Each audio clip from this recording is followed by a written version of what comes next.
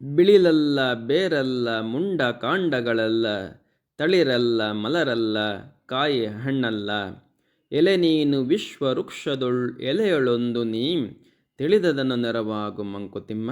ಅಂದರೆ ಈ ವಿಶ್ವವನ್ನು ನಾವು ಒಂದು ವೃಕ್ಷ ಅಂತ ಕನ್ಸಿಡರ್ ಮಾಡಿದರೆ ಆ ವೃಕ್ಷದ ಏನು ಪಾರ್ಟಪ್ಪ ನಾನು?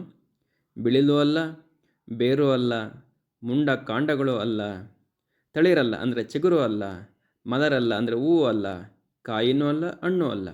ಮತ್ತೇನು? ಈ ಲಕ್ಷಾಂತರ ಎಲೆಗಳಿದ್ದಾವಲ್ಲ ಈ ವಿಶ್ವವೃಕ್ಷದಲ್ಲಿ, ಆ ಎಲೆಗಳೊಂದು ಒಂದು ಎಲೆ ಅಷ್ಟೇ ನಾನು.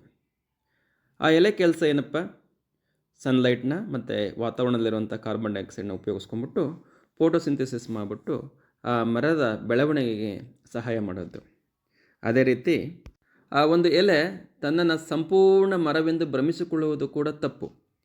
ಎಲ್ಲ ಎಲೆಗಳು ಸೇರಿ ಮರಕ್ಕೆ ಶಕ್ತಿ ನೀಡುತ್ತವೆ, ಹಾಗೆ ಮರದ ಬೆಳವಣಿಗೆಗೆ ಸಹಾಯ ಮಾಡ್ತವೆ. ಆ ಎಲೆಗೆ ತನ್ನ ಆಯಸ್ಸು ಮುಗಿದ ಮೇಲೆ ಅದು ಮರದಿಂದ ಬಿದ್ದೋಗುತ್ತೆ.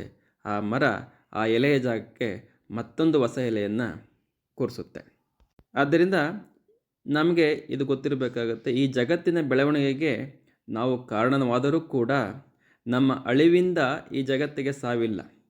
ಹೇಗೆ ಒಂದು ಎಲೆ ಮರದಿಂದ ಬಿದ್ದೋರೆ ಮರಕ್ಕೆ ಸಾವಿಲ್ಲವೋ, ಹೇಗೆ ಮರವು ಚಿರಕಾಲ ಜೀವಿಸುತ್ತಿರುತ್ತದೋ ಹಾಗೆ ಜಗತ್ತು ಕೂಡ ಚಿರಕಾಲ ಜೀವಿಸುತ್ತಿರುತ್ತದೆ.